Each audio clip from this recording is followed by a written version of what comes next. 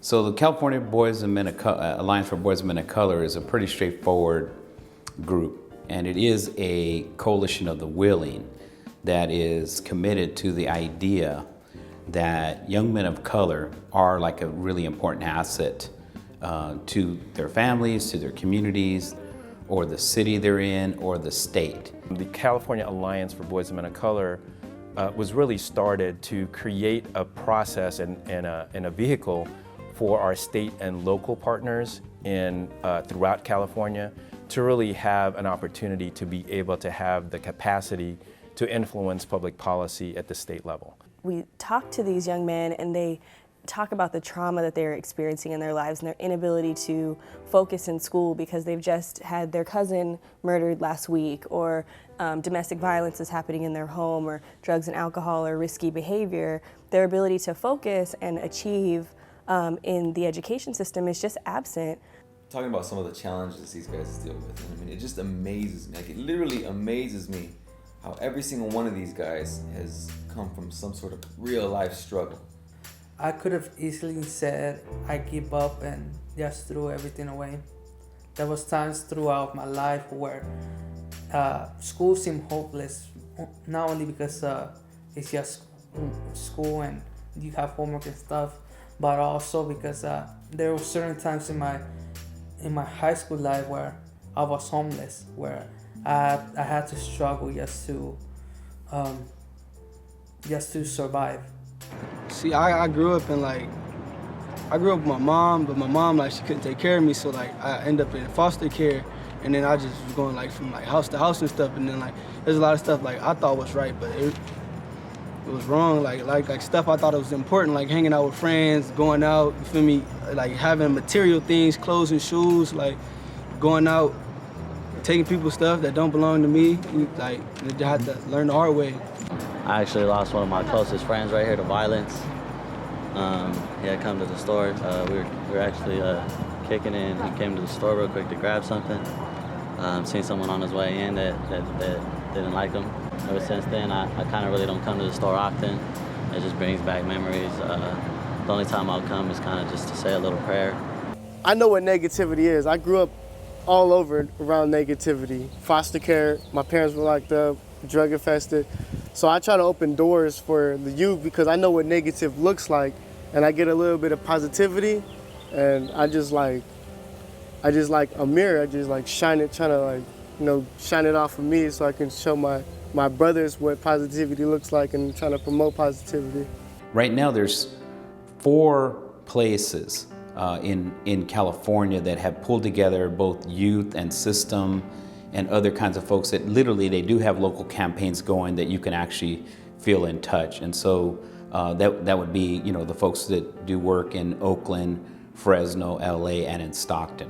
And the Alliance is composed of leaders in those local communities as well as leaders across the state of California that are working on statewide public policy issues. We work with the City of Oakland and Alameda County and community partners who are based here in Oakland and Alameda County.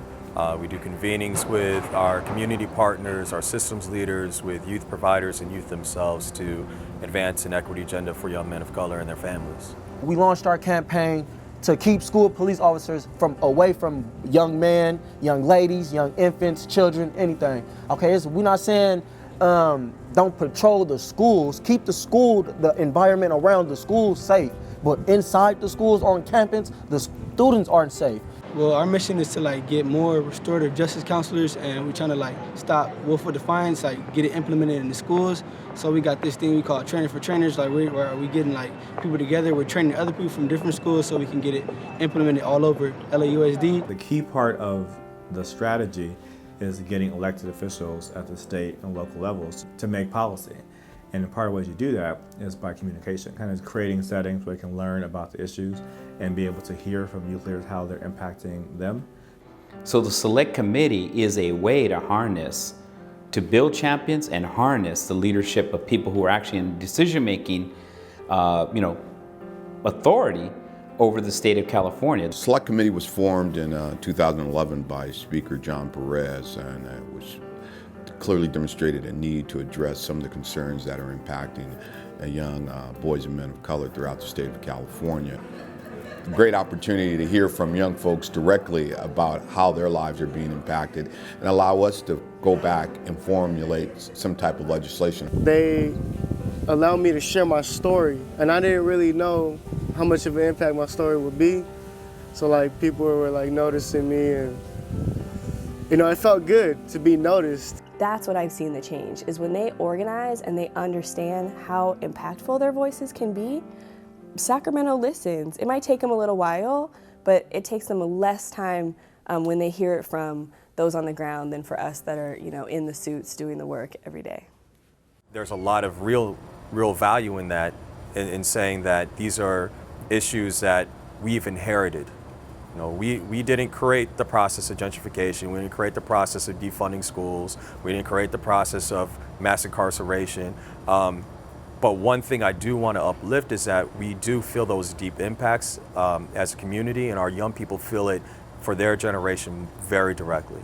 So we need to create those pathways for resiliency, for healing, for restoration, and allowing them to be the circle keepers for their generation. Like, I always wanted to leave a legacy, and I thought that legacy was in the streets, being respected, being the hardest person out there, being known, not to mess around with. But I actually want to leave a legacy that's bigger than that.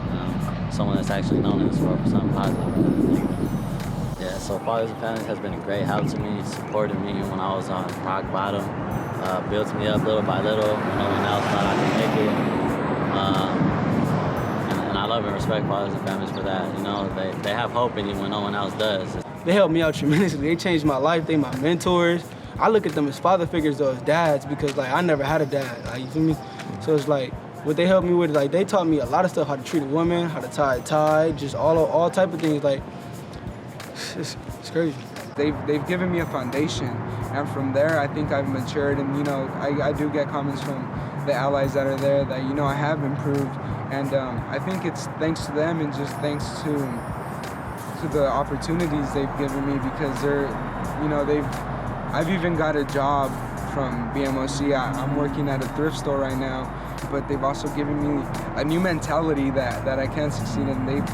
They've also given me skills that I wouldn't have gotten anywhere else. I hope that through the work that BMOC and I do could improve the quality of life in California, not about leaving Fresno, but actually coming back and giving to the community, changing how our brothers of color treat each other, to the point where we could walk outside of the streets, not care of if we're gonna get shot tonight, or we're gonna get something's gonna happen to someone that we care about. We've never really seen peace, so how can we really define what peace is?